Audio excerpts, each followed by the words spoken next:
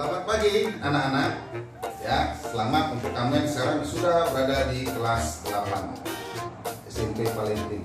Jadi pada hari ini saya Bapak Edwin Sraid akan mengajari Anda ilmu pendidikan Pancasila dan Keluarga Negara atau PPKN. Jadi kita mulai saat ini belajar daring terbatas waktu yang tidak ditentukan. Jadi saya kira mungkin anak-anak sudah mendapat buku seperti ini, ya, buku seperti ini yang saya tunjukkan, buku PPKN untuk kelas 8 yang ke-13 dari sekolah. Jadi persiapkan bukunya, pulpennya, dan catatannya. Ya, jadi saya akan selain memberikan penjelasan, juga saya tambahi dengan beberapa deskripsi. Oke, kita lanjutkan. Buka bukunya halaman 1. Nah, bab 1, memahami kedudukan dan fungsi Pancasila. Ya, memahami kedudukan dan fungsi Pancasila, halaman 1. Nanti kita batasnya sampai halaman 7. Ya, untuk pertemuan pertama ini. Jadi kita belajar tentang yang A, arti kedudukan dan fungsi Pancasila, sampai yang B, makna Pancasila sebagai dasar negara dan pandangan hidup.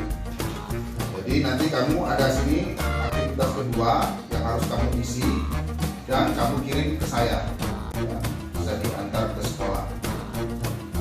Itu untuk mengambil nilai tugas setiap pertemuan yang saya berikan. Jadi kita belajar tentang, awalnya dari bab pertama, memahami kedudukan dan fungsi Pancasila. Ya.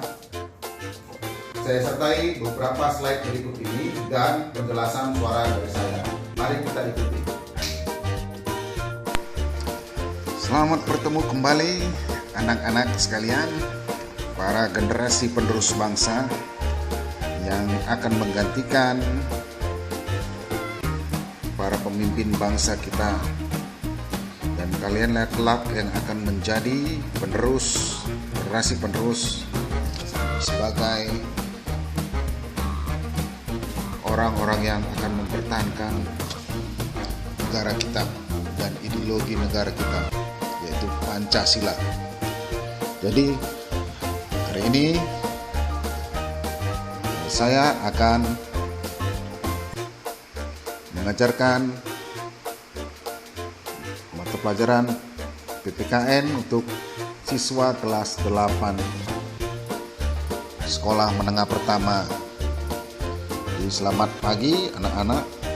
Kalau bisa sebelum belajar ini kalian di rumah bernyanyi lagu Garuda Pancasila. Nah, kita harus mencintai Pancasila sebagai dasar dan lambang negara kita. Pertemuan kita kali ini, ya, kalian buka buku PPKN-nya bab 1.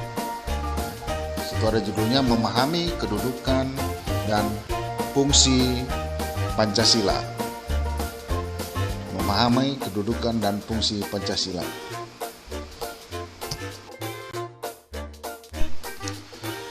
Arti kedudukan dan fungsi Pancasila. Mungkin adik-adik atau anak-anak sekalian waktu di kelas 7 sudah pernah belajar macam mana proses terbentuknya ideologi atau dasar negara kita Pancasila. Ya, mulai dari adanya sidang BPUPKI yang dimulai tanggal 29 Mei sampai tanggal 10 Juli, keluarnya Piagam Jakarta, dan akhirnya disahkannya Pancasila, dasar negara kita, oleh para founding fathers kita atau pendiri negara kita pada 18 Agustus 1945. Istilah Pancasila sendiri dikenal sejak abad ke-14, yaitu sejak zaman Kerajaan Majapahit.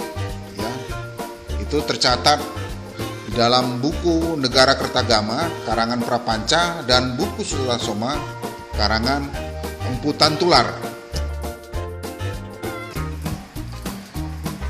Ya, diawali dari pengertian Pancasila. Ya, Ya, pengertian Pancasila di sini kita bagi dalam tiga pengertian, ya. Pengertian secara etimologis atau makna asal kata, kemudian pengertian secara historis, yaitu pengertian berdasarkan sejarah terbentuknya Pancasila, dirumuskannya Pancasila sebagai dasar negara dan Undang-Undang Dasar 1945 sebagai konstitusi. Kemudian secara terminologis, ya, pengertian secara terminologis.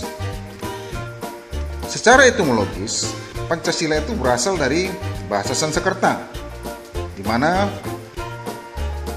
sejak zaman Kerajaan Majapahit atau tepatnya abad ke-14, ya, dalam buku karangan Prapanca yang bernama Buku Negara Kertagama dan buku Sutasoma yang dikarang oleh Tantular, ya, di situ ada kata perkataan Pancasila, ya, yang diambil dari kepustakaan Buddha yang bermakna 5 aturan atau 5 larangan, ya. Setelah Majapahit runtuh, maka berkembanglah agama Islam dan pengaruh ajaran Buddha masih dikenal, jadi masih tetap bertahan di lingkungan masyarakat Jawa yang dikenal dengan MA5 atau M5 atau 5 larangan moralitas. Dan secara historis, ya,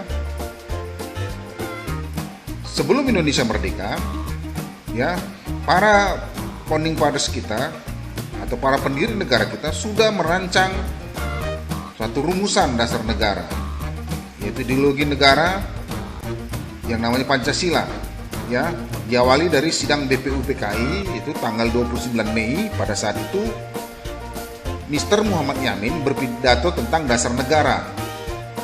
Kemudian pada tanggal 31 Mei dilanjutkan dengan pidato Dr. Supomo menyampaikan idenya juga tentang 5 dasar negara.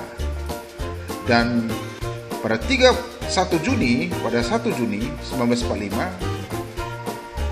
Insinyur Soekarno mengusulkan agar dasar negara diberi nama Pancasila. Maka itulah bakal 1 Juni sebagai hari lahirnya Pancasila, karena pada saat itu disepakati, karena Insinyur Soekarno mengusulkan istilah Pancasila itu pada 1 Juni, maka disepakati 1 Juni itu sebagai hari lahirnya Pancasila. Ya, jadi dari hasil sidang itu dilanjut dengan sidang BPUPKI yang kedua, yaitu 10 Juli, tanggal 10 Juli sampai 17 Juli. Dan lahirlah pada 22 Juli 1945 yang disebut dengan Jakarta Charter atau Piagam Jakarta.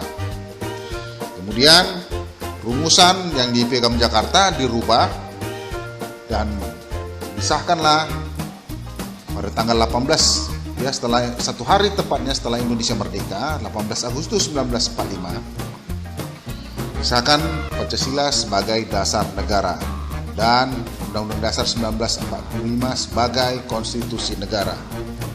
Dan secara terminologi, pengertian Pancasila itu, ya,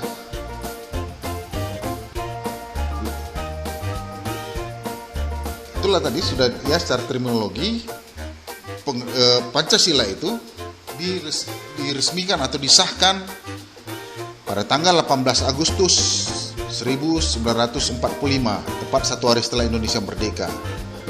Dan Undang-Undang Dasar 1945 sebagai Undang-Undang Dasar Negara Republik Indonesia yang terdiri dari pembukaan pasal-pasal, yaitu 37 pasal, 1 aturan peralihan yang terdiri dari 4 pasal, 1 aturan tambahan terdiri dari 2 ayat. Ya, jadi kalau hierarki susunan pusakanya, ya, itu terdiri dari preambule, pembukaan, baru batang tubuh, yaitu terdiri dari asal-asal, pasal-pasal, dan terdiri dari aturan peralihan dan aturan tahan.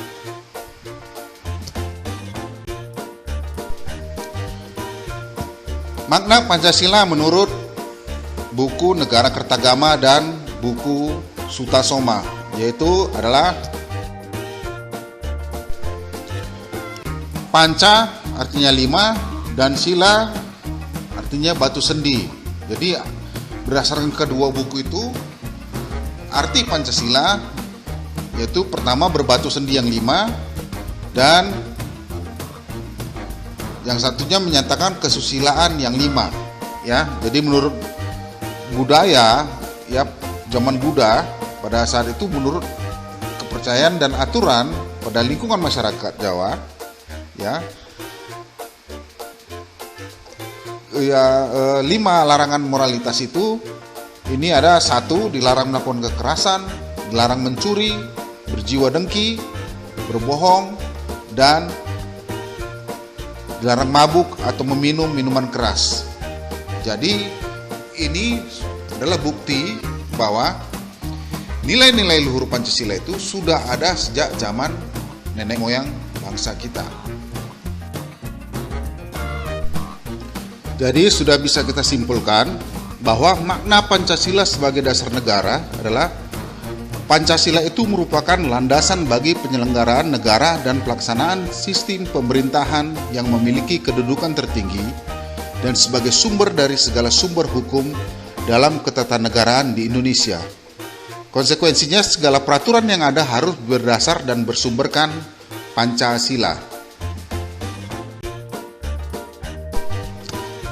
Sedangkan fungsi Pancasila menurut TAP MPR nomor 3/MPR/tahun 2000, Pancasila fungsinya sebagai dasar negara, yaitu yang artinya Pancasila digunakan sebagai dasar negara untuk mengatur penyelenggaraan ketatanegaraan negara yang meliputi bidang ideologi, politik, ekonomi, sosial budaya, pertahanan, dan keamanan.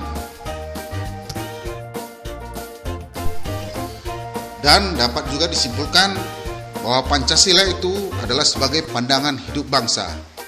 Yaitu Pancasila sebagai pandangan hidup bangsa ini merupakan pedoman dan petunjuk hidup dalam berpikir dan berperilaku bagi masyarakat dan bangsa Indonesia dalam kehidupan sehari-hari. Jadi materi kita cukup sampai di sini, dan nanti saya akan buat materi berikutnya. Semoga apa yang kita pelajari ini ya bisa menjadi memupuk rasa cinta kita, rasa nasionalisme kita kepada Negara Kesatuan Republik Indonesia yang berdasarkan kepada Pancasila. Jadi kita semakin kenal Pancasila, kita akan lebih belajar lebih dalam lagi. Macam mana kita bukan hanya belajar, tapi dapat mengamalkan nilai-nilai luhur yang terdapat di dalam Pancasila. Jadi kepada seluruh anak didik kami, calon generasi penerus pejuang bangsa ini ya, tetap jaga toleransi, cintai sesama, jaga kesehatan, dan tetap di rumah. Kalau mau keluar rumah, tetap gunakan masker. Awas corona. Sekian, terima kasih. Wassalam. Nah, anak-anak tadi telah menyaksikan deskripsi yang saya paparkan atau saya presentasikan tadi.